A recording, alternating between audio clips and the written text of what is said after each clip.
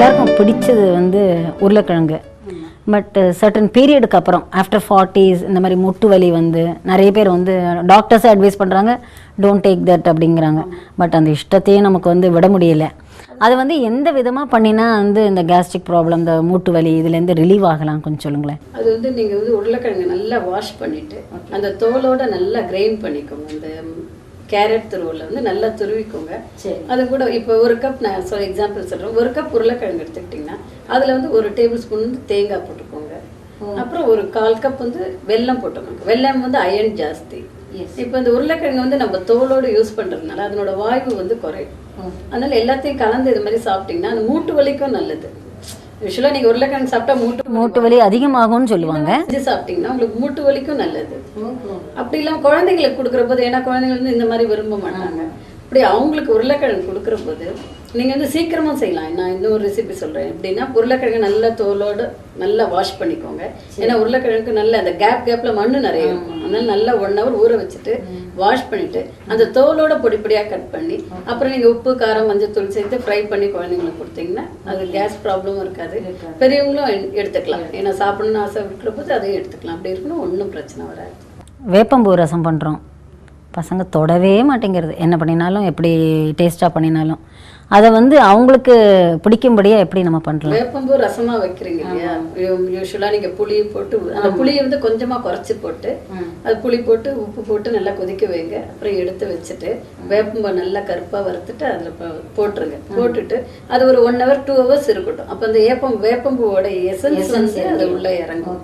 அப்போ அதை வந்து வடிகட்டிட்டு நீங்கள் ஏதாவது சூப் மாதிரி வச்சு அந்த சூப்ல இந்த வேப்பம்பூ தண்ணி வந்து ஆட் பண்ணிக்கோங்க. ஏன்னா இதுல புளிப்பு இருக்கு, உப்பு இருக்கு. வெஜிடபிள் சூப் வைக்கிறீங்கன்னு வச்சுக்கோங்களேன், அந்த எல்லாம் காய்கறிலாம் வேக வச்சிருவீங்க. வேக வச்சுட்டு அதை கொஞ்சம் நேரம் நல்லா மிக்சியில் போட்டு ஸ்மாஷ் பண்ணும்போது இந்த வேப்பம்பூ ரசத்தை போட்டு ஆட் பண்ணிட்டு அதுக்கப்புறம் கொடுத்தீங்கன்னா அவ்வளவு தெரியாது பசங்களுக்கு. அதுல கொஞ்சம் பெப்பர் ஆட் பண்ணி கொடுத்தீங்கன்னா ஆமா, அந்த வேப்பம்பூவோட அந்த ஒரு இதுவும் குழந்தைங்களுக்கு அந்த விட்டமினும் உள்ள போயிடும். ஏன்னா வேப்பம்பூ வந்து உடம்புக்கு நல்லது. பூச்சி வந்து வயிற்றுல இருந்தா சின்ன சின்ன குழந்தை நிறைய சாக்லேட் அதெல்லாம் சாப்பிடுவாங்க. அப்போ அந்த பூச்சி அழிக்கிற சக்தி வந்து இந்த வேப்பம்பூ உண்டு. அதனால அதை அடிக்கடி செஞ்சு சாப்பிடலாம். இந்த மாதிரி செஞ்சு கொடுக்கலாம். நோய் எதிர்ப்பு சக்தியும் அதில் நிறைய இருக்கு. ஆமாம், பித்தத்துக்கு முதல்ல குறைக்கும் வேப்பம்பூ. ரொம்ப தலை சுத்தல் பித்தனை வேப்பம்பூ நல்லா வறுத்துட்டு அது கூட ஒரு மிளகாய், காஞ்ச மிளகாய் வறுத்து வச்சுட்டு உப்பு போட்டு வெறும் சூடு சாத்துல நெய் போட்டு இதை கலந்து சாப்பிட்டாங்கன்னா அந்த பித்தம் வந்து போகும், தலை சுத்தல் வராது. சாண்ட்விச் பண்ண போகிறேன். சாண்ட்விச்சில் என்ன வித்தியாசம் இருக்குது? யூஸ்வலாக சாண்ட்விச் எல்லாரும் பண்ணுறது. இதில் நான் குழந்தைங்க விரும்பி சாப்பிட்ற மாதிரி ஒரு சாண்ட்விச் பண்ணி காமிக்கிறேன். எதை யூஸ் பண்ணி செய்கிறீங்க மேடம்? சாண்ட்விச் வந்து யூஸ்வலாக பிரெட் வச்சு பண்ணுவாங்க. இதில் நான் வந்து குழந்தைங்களா விரும்பி சாப்பிட்ற பன்னீர் வச்சு கூட சாண்ட்விச் பண்ணி பிரெட் அண்ட் பன்னீர் வச்சு செஞ்சு காட்ட போகிறேன்.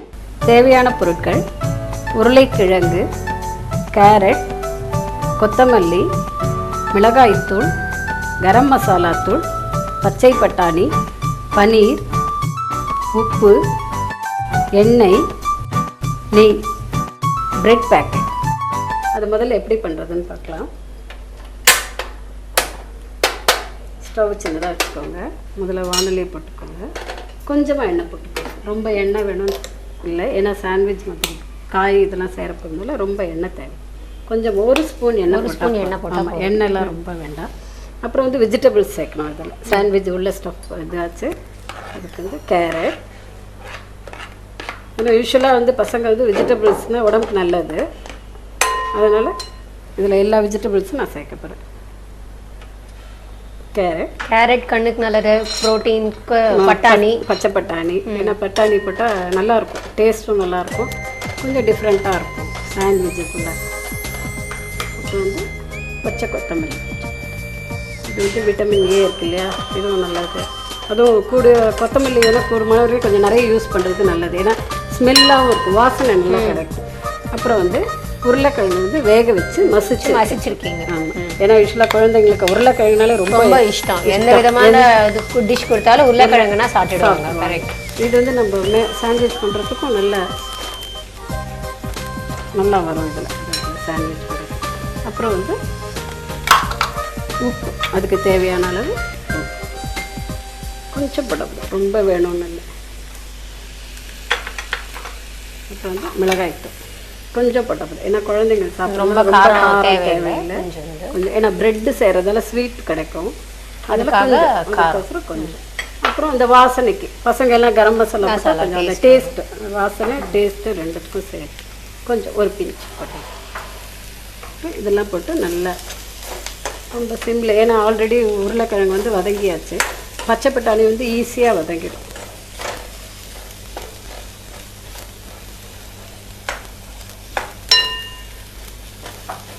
ரொம்ப சீக்கிரம் ஆகிடும்.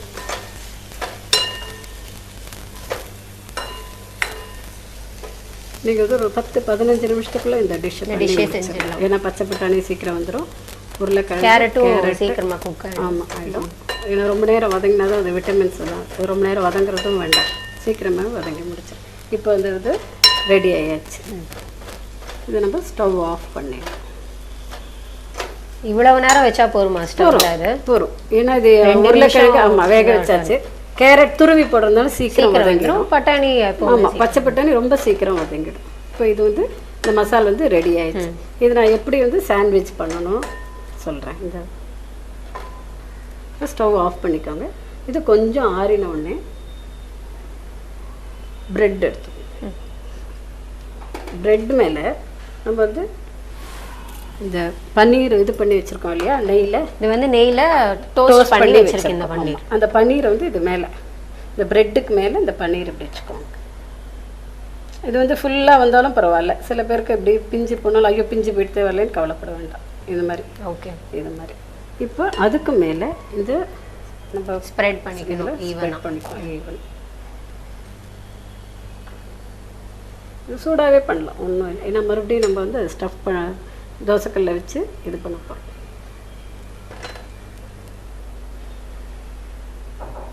இப்போ பண்ணியாச்சு, இது வச்சாச்சு. இதுக்கு மேலே இன்னொரு பன்னீர். இந்த பன்னீர் வந்து நம்ம வந்து ரோஸ்ட் பண்ணுறதுனால நல்லா நிற்கும் அதில். அது மேலே இந்த ப்ரெட் இப்படி வச்சிடணும். இதை நீங்கள் இது மாதிரி ரெடியாக வச்சு கூட வச்சிடலாம். முதல்லையே வச்சிட்டோன்னா கொஞ்ச நேரம் வந்து அது ரொம்ப நல்லா சாஃப்டாக பிடிச்சிக்கும். இப்போ என்ன பண்ணுறோம், நம்ம நெக்ஸ்ட் வந்து அடுத்து தோசைக்கல் போடணும். அப்படி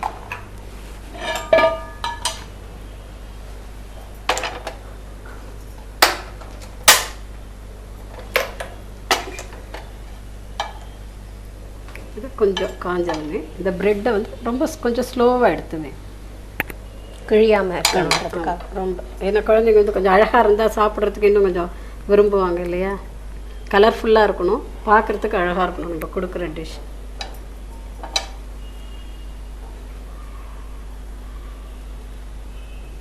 நெய் ஏதாவது விடணுமா இல்லை? கொஞ்சம் நெய் போட்டு ஆமாம், கொஞ்சம் நெய் போட்டு முதல்ல கொஞ்சம் அப்படியே வெறுமை போட்டு எடுத்துக்கோங்க. அப்புறம் கொஞ்சம் நெய் போட்டு திருப்பிக்கலாம்.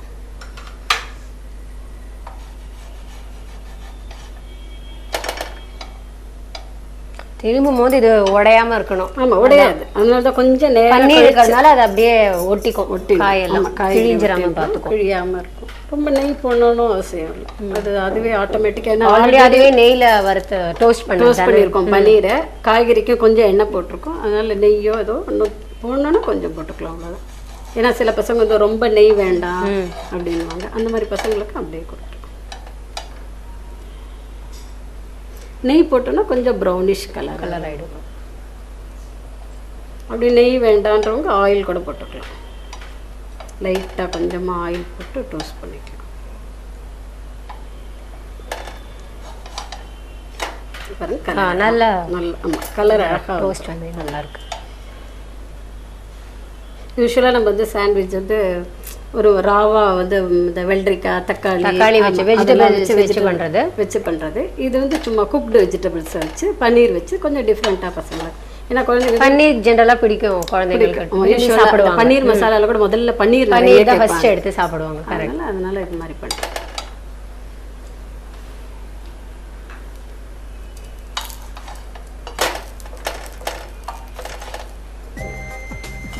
ரொம்ப ஈஸியாக பண்ணலாம், சத்தும் நிறைய, குழந்தைங்கள விரும்பி சாப்பிடும்படியாக இருக்கும். அவ்வளோதான், இது அவ்வளோதான், முடிஞ்சிச்சு. ஒரு 10 நிமிஷம் 12 நிமிஷத்துக்குள்ளே இந்த டிஷ்ஷை நீங்கள் பண்ணி முடிச்சிடலாம். பன்னீர் மசாலா சாண்ட்விச் ரெடி ஆச்சு. சாப்பிட்டு பார்த்து டேஸ்ட் எப்படி இருக்குன்னு சொல்லுங்கள். யூஷுவல் சாண்ட்விட்சை விட பன்னீர் மசாலா சாண்ட்விச் நிஜமாவே நல்லா இருக்கு. பன்னீர் டேஸ்ட் இருக்கிறதுனால ரொம்ப டெலிஷியஸாக இருக்கு.